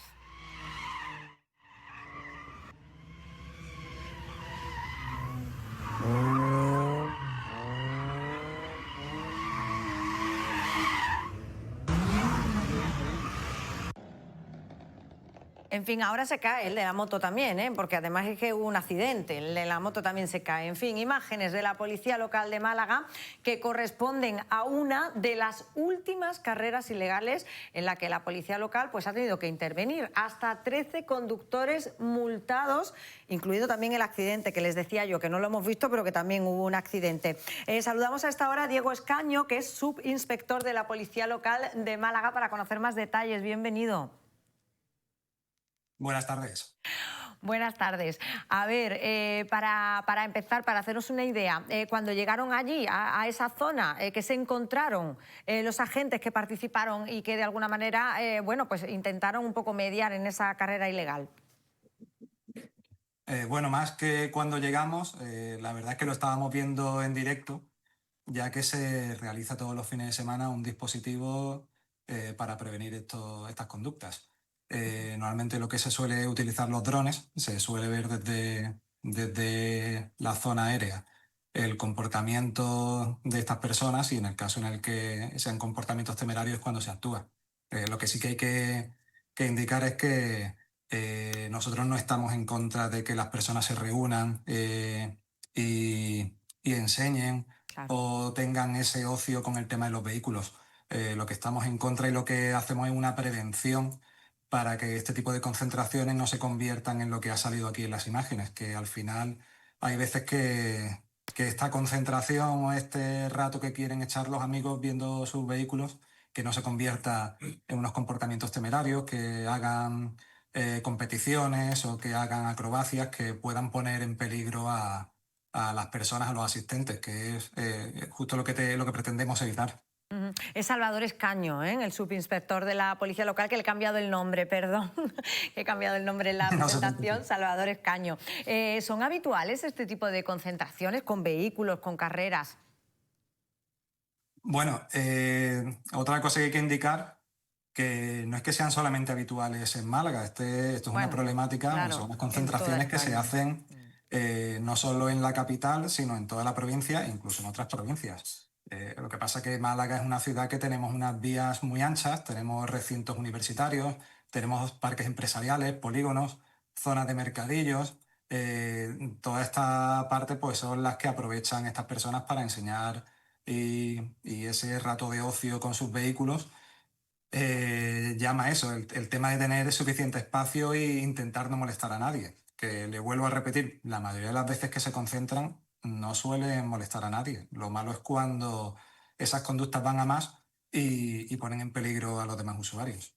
¿Y son los polígonos lugares habituales para este tipo de concentraciones? Lo normal es que sean tanto polígonos como vías anchas que están a las afueras de la ciudad. Como le digo, no es solamente Málaga, en otras capitales que tienen y en otros municipios que tienen zonas de polígonos o de vías en las que hay poca circulación o poca asistencia de otros usuarios es donde se suelen reunir.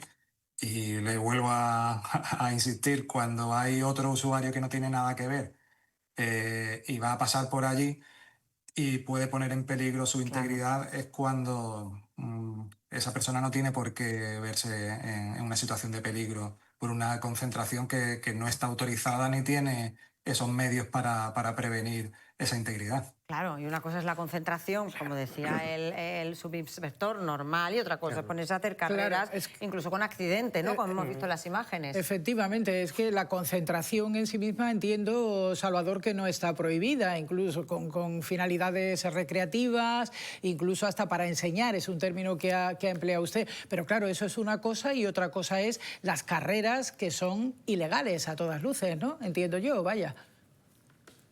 Claro, lo que es la concentración nunca está prohibida. Sí es verdad que a partir de un número de personas sí que hay que comunicarla, pero sobre todo para eso, para velar por la seguridad.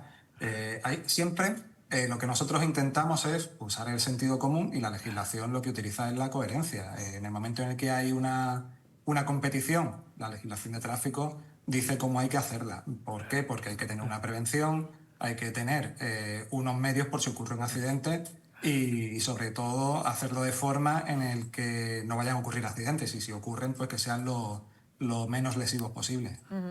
Claro, y sobre todo que no afecten a otras personas que puedan estar pasando por allí, ¿no? Porque, hombre, evidentemente en los polígonos, pues por la noche se me ocurre, pues no hay mucho tráfico, pero que puede ser, ¿no? Que cualquier persona pase por allí. Sí, bueno, como bien dice el subinspector, es decir, todas las concentraciones están reguladas por la normativa y tienen que cumplir unas normas. Yo, por curiosidad, de estas personas que han identificado, la propuesta de sanción que se hace, ¿podríamos saber cuál es la cuantía o implican también pérdidas de puntos del carnet de conducir o son solamente sanciones económicas? Pues sí, depende del tipo de sanción, depende del tipo de infracción que haya cometido cada persona, son infracciones leves, graves o muy graves. Estas que estamos viendo en la imagen ahora mismo, que son unas conducciones temerarias administrativas o negligentes, pueden ser entre 200, 500 euros. Las conducciones temerarias sí que llevan retirada de puntos. Y en el momento en el que pone en concreto peligro la vida de una persona, es decir, en el momento en el que ya hay una persona en la que si no se hubiera apartado o no ha estado a punto de atropellarle, por así decirlo, para que lo entienda todo el público. En el momento en el que ocurre ese hecho, sí que nos vamos a la vía penal, sí sería un delito de conducción temeraria. Y una de las personas denunciadas en estos vídeos que estamos viendo ocurrió exactamente así, que tuvo que apartarse para evitar ser atropellado, entonces sí que se ha ido contra este conductor de forma penal. Qué importante papel el que juegan los drones, ¿no? En cosas que los detectan de manera inmediata, ¿no? Sí, pero... La verdad que la tecnología avanza y ayuda mucho. Claro. Y las cámaras que están ya... Bueno, es que muchas veces lo emiten, los propios que están participando en estas concentraciones y en esta carrera, pues hacen emisiones en directo también. Salvador Escaño, muchísimas gracias por habernos acompañado esta mañana, subinspector de la Policía Local de Málaga. Gracias. Muchas gracias, buenas tardes. Buenas tardes. Claro, y es que ahí también tienen una baza, claro. Hacen concentraciones, además muchas veces son, pues eso, las hacen a través de las redes sociales, a través de tal, quedamos, vamos, y luego pues muchas veces lo van emitiendo en directo y yo uno de los incentivos que tienen es ese, darlo a conocer. Es que en muchas ocasiones si no lo ven, claro. Una cosa parecida de esta, recientemente en Madrid, han matado, precisamente han atropellado a una persona de 30 y tantos años, eran médicos, pero bueno, no es la profesión. Sí, pero en ese caso dos coches echando carreras. Eso es terrorífico, fueron dos vehículos, dos vehículos pero eso fue porque se picaron. Sí, se picaron entre ellos. No es que estuvieran compitiendo, es como comentaba Paula, un pique. Más o menos, sí, picaron o se conocerían, no se conocerían o no, entonces, pero claro. Uno por la derecha, otro por la izquierda, y empezaron a correr, han matado a uno. Es decir, que eso pone en riesgo la vida de las personas. Además, eso está regulado. Es decir, si usted quiere hacer eso, tiene que pedir un permiso dependiendo del número de personas, como le ha dicho el subinspector. Hay zonas que están vacías, por ejemplo, esto de aquí del Mercadillo, claro, pero eso está acotado y tienes que cumplir con unas normas, como cualquier concentración. Si no se hace. Quiero decir, bueno, si es una concentración con los sanitarios, claro, pero si no... Claro, ahora en Jerez ha habido 200.000 motos allí concentradas, pero bueno, está la Guardia Civil, están avisados, están los servicios médicos y hay unos controles, ¿no? Otra historia, sí. Bueno, que vamos a hablar de la meningitis ahora, porque la reciente muerte de una niña de 5 años en Málaga por meningitis pues ha vuelto a encender las alarmas sobre una enfermedad, como les decía yo al arranque, poco frecuente, pero muy agresiva. Un caso, el de esta niña, que además reabre el debate sobre la prevención y las vacunas, ya que la menor estaba correctamente vacunada, según el calendario oficial. Y esto pues también nos genera muchas dudas, claro. Evidentemente hay que vacunarse, en el calendario vacunal además se incluye... No hace tanto que se incluyó, porque yo recuerdo que yo a mis hijos los vacuné, les puse yo las vacunas porque todavía no estaba incluida en el calendario vacunal, pero a día de hoy sí que están incluidas también en ese calendario vacunal. Sí, es decir, ya es obligatorio, es decir, ya el tema de las vacunas. Yo cuando salía la noticia digo, bueno, pues estos son de estas familias antivacunas que... Claro, lo pensamos mucho, claro, pero bueno, no. Pues esto es esto, ¿no? Porque desgraciadamente pues hay personas que dicen que no vacunan por no sé cuántos motivos, pero claro, cuando ves que está perfectamente vacunada, que ha cumplido con los plazos en el tiempo y tal, pues no sé qué, me imagino que los expertos dirán pues qué razón es la que... Yo me imagino que tampoco es un problema de alarma social, pero sí es bueno que el tema de lo que haya pasado se sepa y se corrija, ¿no? Pues claro, hoy día morir por una meningitis es que resulta un poquito raro, digo, afortunadamente con los avances médicos que hay, ¿no? Así es. Tocamos el tema el mismo día que se produjo y bueno, precisamente el consejero de Salud... Sí, el delegado de Educación además nos dijo que, bueno, que se habían tomado las medidas oportunas de profilaxis inmediata, ¿no? Cuando se trata de este tipo de enfermedad, tanto en el Hospital Materno-Infantil, que era donde estaba ingresada la pequeña, como en el colegio, ¿no? Porque, claro, también con el entorno educativo en el que había estado la pequeña. Hoy, para hablar sobre este asunto, tenemos a la presidenta de la Asociación Española contra la Meningitis, es Cristina Reojo, que además conoce muy bien esta enfermedad porque la sufrió de niña, sobrevivió a una situación crítica y arrastra secuelas de por vida. Bienvenida, buenas tardes. Buenas tardes, Paula. Gracias por recibirme. A ver, una niña de 5 años que falleció hace unos días a causa de una meningitis en el Hospital Materno de Málaga. Estaba correctamente vacunada, pero no tenía aún la vacuna de la meningitis tipo B, ya que no le correspondía por edad. Esto ha generado una gran alarma. ¿Podría aclararnos algunos conceptos? Bueno, en primer lugar, todo nuestro apoyo para la familia, que sé que estos momentos complicados, pues bueno, lo que necesiten desde la asociación puede contactar con nosotros. Por otro lado, es importante tener en cuenta que hay muchos tipos de meningitis, hay varias vacunas contra la meningitis y no tenemos contra todos los tipos. Por tanto, hace falta más investigación para poder cubrir las máximas meningitis posibles. En el caso de la meningitis B, en el de esta niña, pues es importante enfatizar que hay una vacuna disponible, que es la vacuna contra el meningococo B, que es eficaz, no al 100%. Pero que desde un tiempo pues ya se está implantando los calendarios vacunales de los recién nacidos desde aproximadamente el 2022. El resto de edades pues depende de los calendarios del resto de España y sobre todo depende del bolsillo de los padres. Por tanto, instamos mucho a que es importante proteger a todos los niños, a todos los adolescentes y jóvenes que son los mayores de grupos de edad afectados. Hoy en Galicia anunció Rueda ayer que va a proteger a los adolescentes de 12 años, los nacidos en el 2014. Por tanto, instamos a Andalucía a que amplíe la protección de estos niños, que los proteja contra el meningococo B. En el Reino Unido se ha detectado un brote calificado como grave por las autoridades. ¿Podría llegar a España? Sí, a ver, se supone que esos brotes tienen lugar en entornos donde hay un contacto estrecho como colegios, universidades, etcétera. Por tanto, la meningitis en sí ya existe en España, no es que tenga que llegar, es que ya existe en España y por tanto puede suceder como casos aislados o como brotes. Al final lo importante en estos casos es la vigilancia epidemiológica, la prevención, la vacunación y el diagnóstico precoz. ¿Cuál sería el principal mensaje que podríamos lanzar, señora Reojo? Pues el principal mensaje que tenemos que dar a la población es que la meningitis es una urgencia médica, puede avanzar en horas. Los síntomas iniciales, lo que ocurre muchas veces que pueden ser inespecíficos, pueden despistar, pueden parecer una gripe.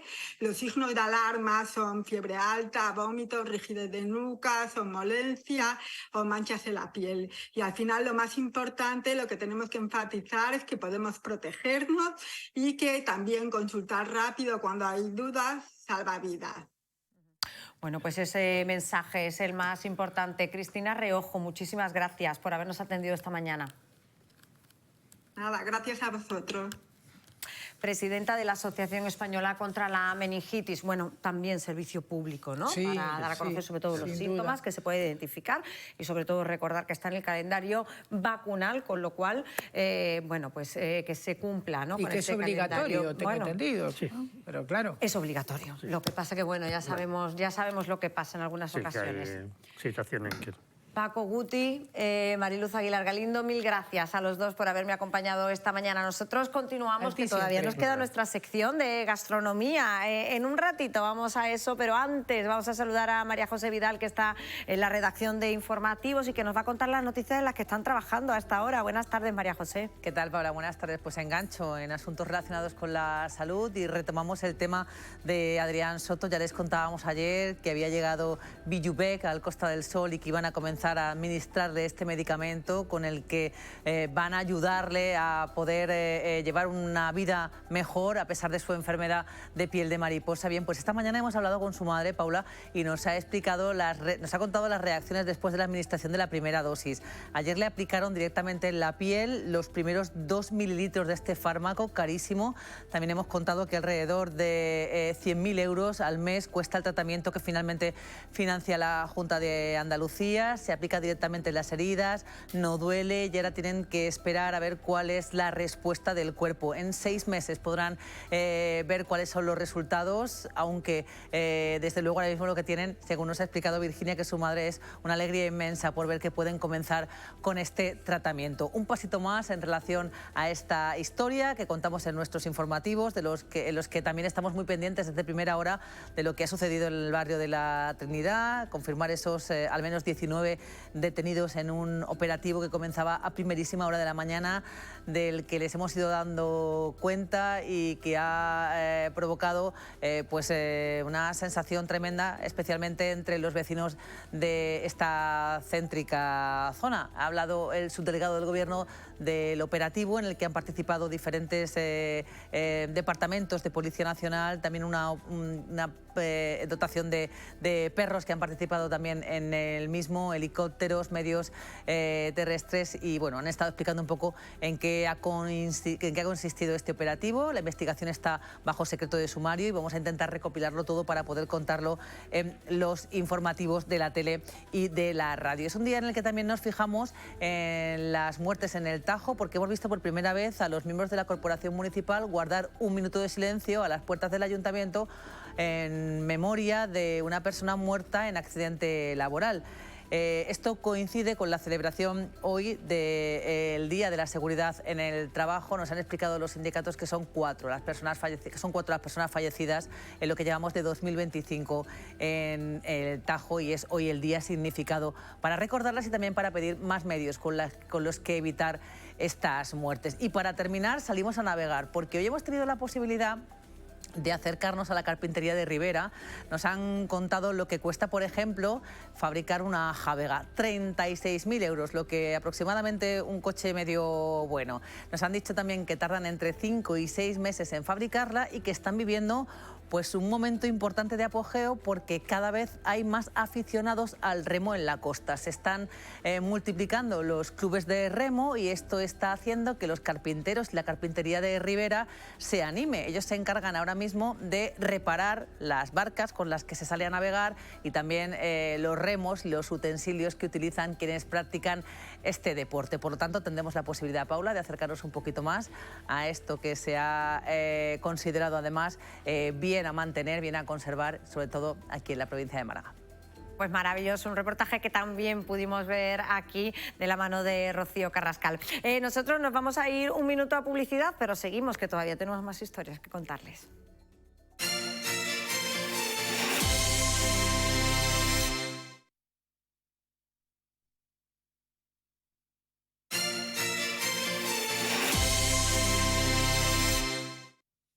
Pasan 2 minutos de la 1 de la tarde, seguimos en directo, están viendo Málaga aquí y ahora, y llegamos a nuestra sección con la Academia Gastronómica de Málaga, por la que recorremos diferentes restaurantes. Hoy nos vamos al Café Central en La Malagueta. Hoy nos trasladamos a la barriada de La Malagueta. En calle Cervantes y con la experiencia heredada del genuino, el Café Central ofrece una carta variada, clásica, pero con toques creativos. Su decoración homenajea a los cafés parisinos y vieneses, pero eso no quita para que puedan disfrutar de sabores tradicionales como el rabo de toro, la ensaladilla rusa o la ensalada de pollo con mahonesa al moscatel. Acompáñenos hoy de la mano de la Academia Gastronómica.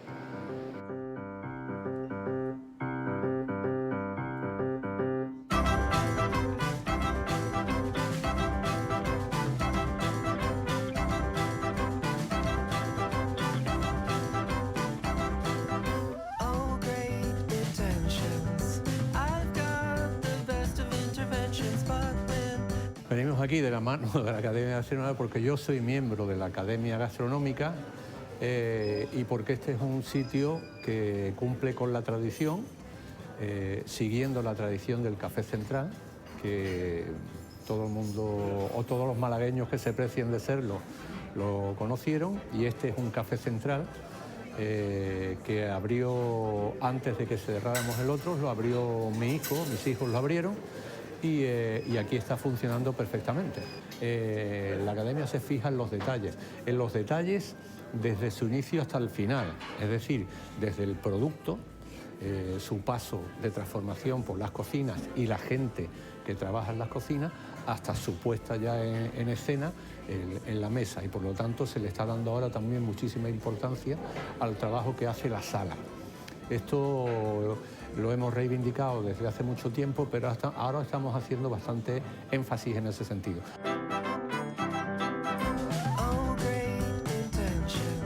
Yo estuve mucho tiempo en el Café Central desde 2001, así que bueno, me empezó a gustar el café, me empezó a gustar la cafetería. Yo iba para otra cosa, digamos, y al final pues me encantó la cafetería, y cuando tuvimos la oportunidad pues nos quedamos con esta cafetería en La Malagueta, cerca del centro, cerca del mar, y así empezó todo. Sigue con la tradición del Café Central antiguo, sino que añade unos componentes de calidad extraordinarios. sobre todo haciendo honor a esa primera parte de su nombre que es el café. Ignacio, Nacho, que ya ha sido premiado en varias ocasiones, pues es el que tostaba el café para el Café Central y ahora lo sigue haciendo para su propio negocio y para muchos negocios.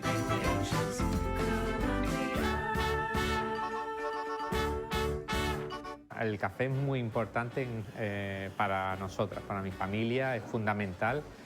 Ya empecé en el Central, vi que el centro del Central era el café y sí, es fundamental. Nosotros mismos tostamos el café a través de otra marca, ya no es Café Central, pero suministramos el café aquí y a muchas otras cafeterías, ¿sí?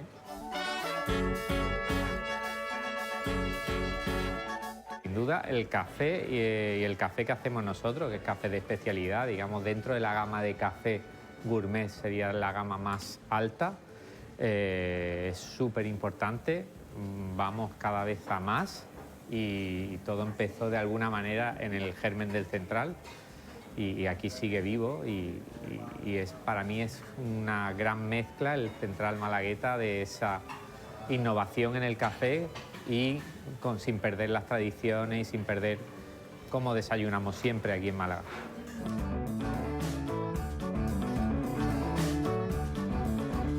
Bueno, aquí damos desayuno, los clásicos pitufos de toda la vida, damos churros también, tiene su horario, algunos extranjeros no lo entienden muy bien porque vienen a las 3 de la tarde o a las 2 de la tarde y no hay churros, no lo entienden, pero se hacen en el momento y se fríen en el momento y no estamos todo el día con la freidora encendida.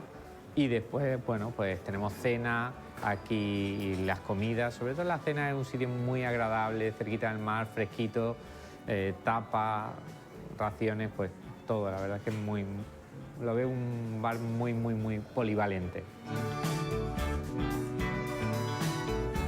De los platos, hay uno muy sencillo que podía parecer una tontería, pero que si tenéis un poquito de inquietud gastronómica veréis como en el centro se está perdiendo la tortilla española. La tortilla hecha en casa o hecha en las cocinas.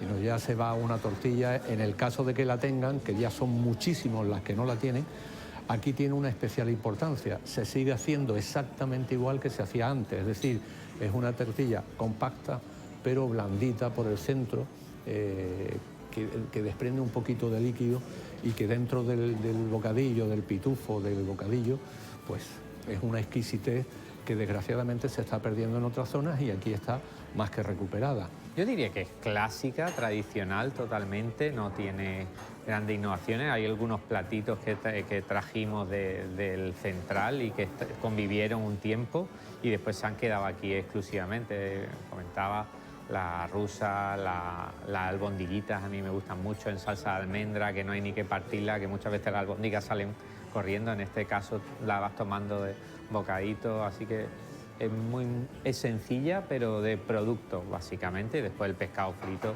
también funciona fenomenal. Vamos a Mercamálaga, compramos pescado y el que hay lo traemos, lo freímos, lo preparamos de la manera más adecuada, pero...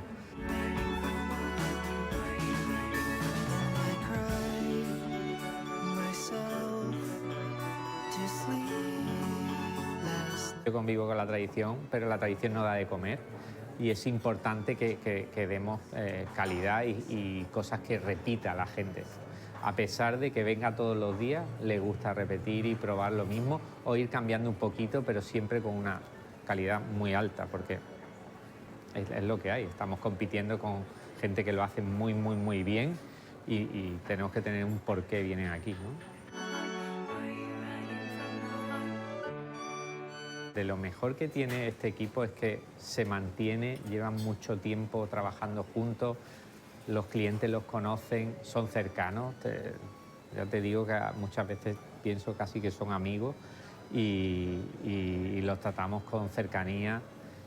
Y yo creo que eso es importante, hombre, manteniendo las distancias y es un servicio que damos, pero es importante sentirse cercano, que te sientas en casa. Y que te sientas cómodo. Venimos a estar cómodos, no venimos a estar tensos, así que es importante que el cliente se sienta así. solo eso.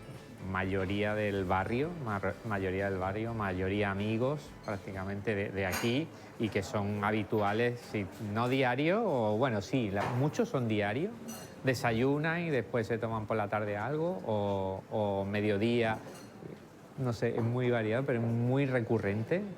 Diría que más de la mitad son del barrio y después gente que le pilla cerca, también hay mucha gente para comprar café y se lo lleva para su casa, así que tenemos una mezcla muy interesante de locales y gente de fuera, mucho extranjero, cada vez más está llegando también a la Malagueta, así que son bienvenidos y se adaptan fenomenal. Creo que por ahí tenemos que avanzar un poco más en los cafés aquí, quizás mejorar esa parte, dar más variedad de cafés pero sin perder la agilidad, porque creo que parte de la esencia de esto es tener tradición, pero ser ágiles. No venimos a estar una hora desayunando, venimos a veces con un poco de prisa y te tienes que sentir cómodo. Y si sentirte cómodo tienes que servir rápido, pues en parte es servir rápido, ¿no? Entonces, bueno, hay que mejorar quizás la carta de cafés, pero sin perder agilidad. Entonces, vamos a ver cómo lo hacemos, porque tampoco es tan fácil ese equilibrio. Yo invito a que vengáis aquí, que con el cartel del Central os sintáis en casa, que penséis en el Central como algo malagueño y típico, agradable, que os vaya a sentir en casa.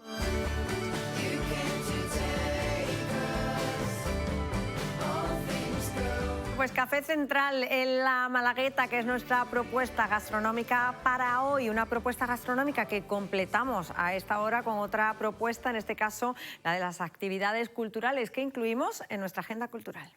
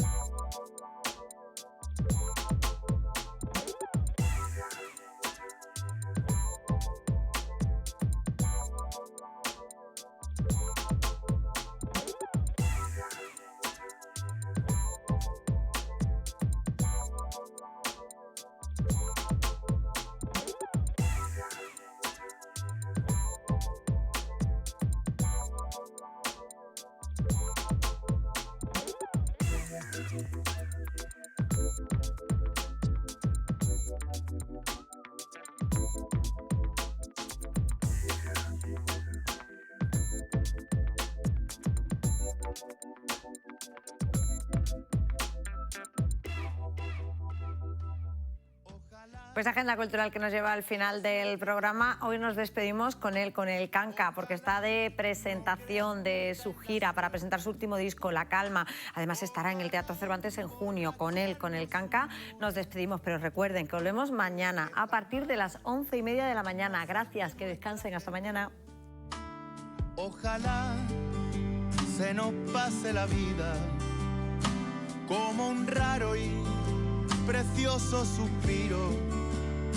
Ojalá que las penas te digan que se van, que no pueden contigo. Ojalá que se cuenten por miles las caricias que